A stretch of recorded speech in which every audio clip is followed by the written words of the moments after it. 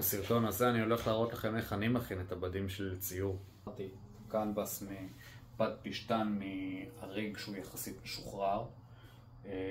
אני בכוונה הלכתי על הריג הזה כי זה הריג שהוא טקסטורה שהיא מאוד מאוד באה לידי ביטוי גם מתחת לשכבות עבות של צבע, ואני עכשיו הולך לעבור יחד איתכם את התהליך הזה של לעשות עליו את הסייזינג ואת הגראונד על מנת לשמר את הטקסטורה הגסה והטבעית שלו.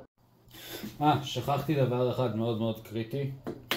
זה מגניב ששמתי את זה, אבל אני ממש לא הייתי צריך לשים את זה עכשיו. זה הדבר האחרון ששמים כשמסיימים להכין את הקנבס, הרבה אחרי ששמים את השכבה של הג'סו. בהמשך אתם תדעו למה. אני עכשיו יוציא את זה.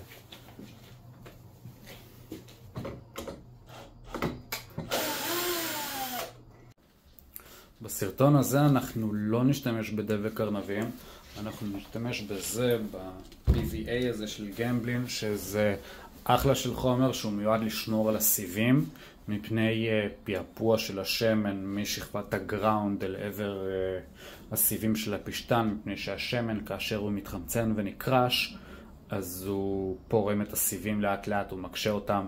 זה ממש יכול לגרום לתהליך של ריקבון כימי.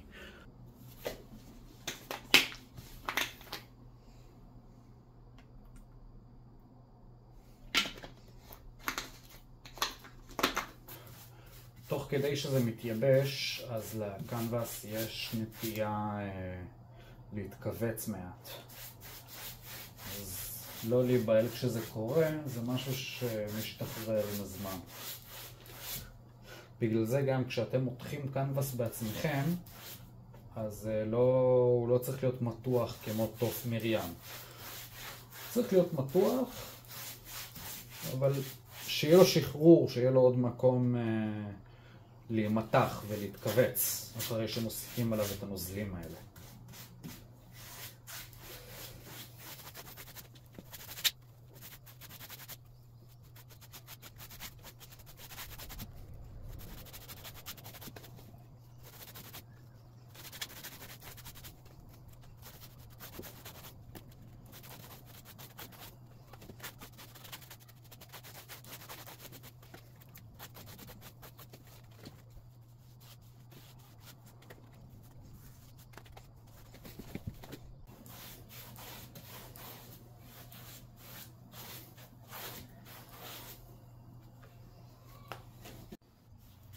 אסור לשכוח את השוליים וגם לא את הצד האחורי, כי בסוף שמן מהגראונד יכול בקלות לחלחל לכיוון הסיבים, ואני מעדיף שהסיבים של הציור יהיו מוכנים כשזה קורה.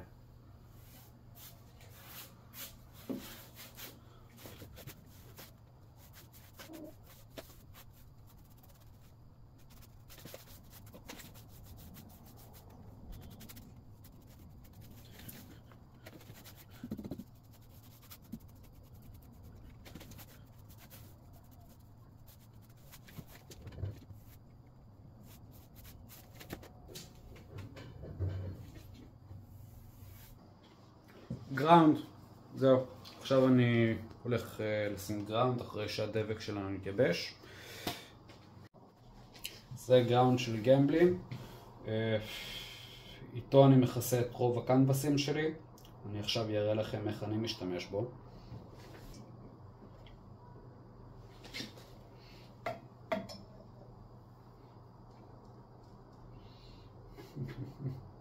כן, זה הקליפה הקשה הזאת שיש בפנים. אמרתי, אם היא כבר מלאה בחומר אז נשתמש בה.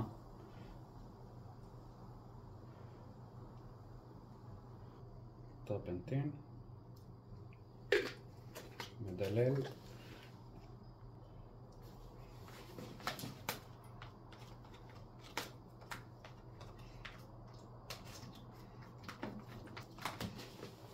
נוסיף לו עוד מדלל.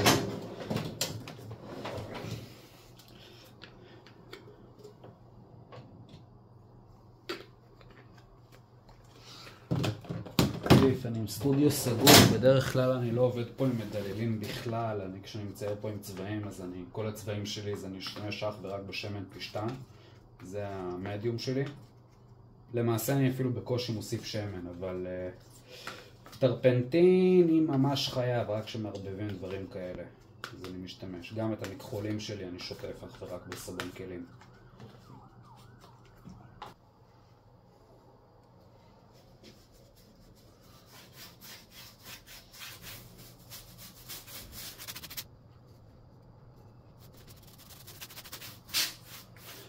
את החומר הזה הם ממליצים פה על התווית להוסיף אותו בשתי שכבות, וכן, אני אישית אני באמת מעדיף להוסיף אותו ככה בשתי שכבות דקות יחסית. מה שבדרך כלל נהוג, אני משתמש בשכבת גראונד בדרך כלל יותר דקיקה ממה שמוכרים לנו בחנויות, מפני שאני באמת אוהב לשמור על הטקסטורה של הבד. יש המון ציירים שיחלקו איתי על זה, אבל ככה אני אוהב. ושוב, אתם יכולים, תיקחו את זה ליצירה שלכם, ובהתאם למה שמתאים לכם. יש לי המון ציורים שבאמת אני עשיתי את הקנבס מאוד חלק, מאוד סליק, אבל לאחרונה אני קצת יותר מתחבר לטקסטורה הזאת, לחספוס הזה. זה משהו שאני פשוט יום אחד גיליתי שהעין שלי מאוד מחפשת כשאני מצייר, אז אני מאוד אוהב לראות את הקווים של החוטים ככה מתחת לצבע. זה מרגיש לי כמו...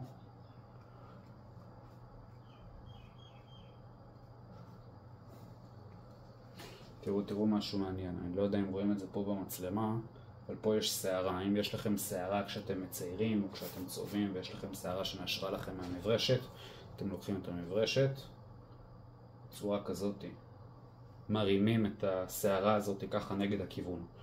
עכשיו, אגב, אני לא המצאתי את זה, אני לא חשבתי על זה לבד, כנראה שרוב הציירים עושים את זה, אבל הבן אדם הראשון שלימד אותי את התנועה הזאת של איך להרים שערה מהקנבס בצורה יעילה, בתנועה הזאת, זה בוב רוס מהסדרה הזאת שלו שהייתה לו פעם Joy of Painting. פגשתי כמה אומנים שאומרים שהם לא סובלים את האיש הזה, אבל אפשר ללמוד ממנו הרבה, אבל עכשיו זה פחות תואם את הסגנון שלי.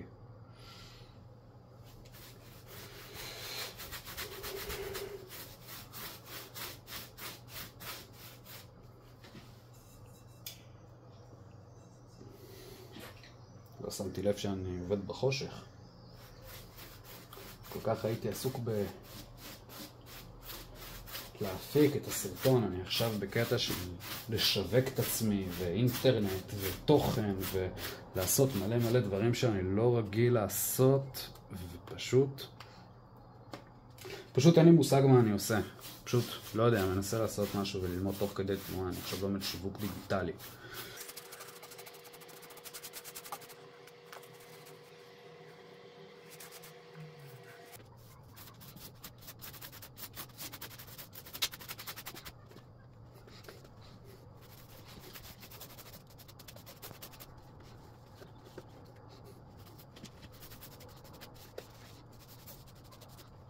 שכבה שנייה.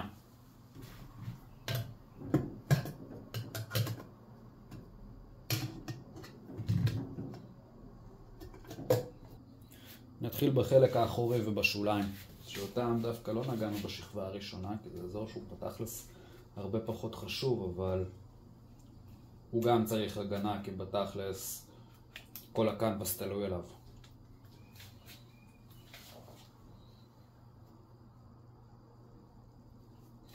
אני לא מתכוון על החלק האחורי של הקנבס, כאילו פה בבפנים, אני מתכוון פה על מאחור, על השוליים. פה בבפנים לא צריך שכבות back to back, לא עושים את זה.